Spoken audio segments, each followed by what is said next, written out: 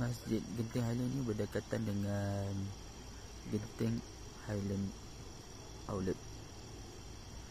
So sebelum Genting Highland Outlet ada simpang ke kiri, dia ke dalam sedikit masjid dia. So memang tak nampak daripada tepi jalan lah.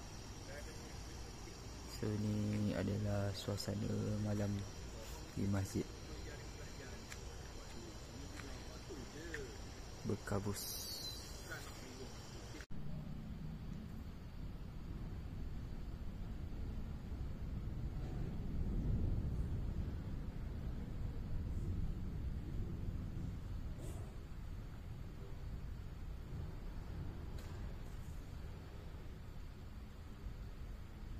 QR code untuk sedekah derma ke Masjid Yayasan Muhammad Nur.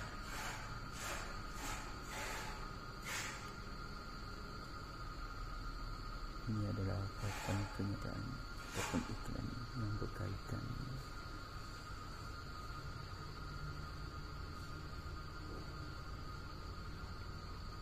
Hari ini pukul 7.32 waktu berbuka.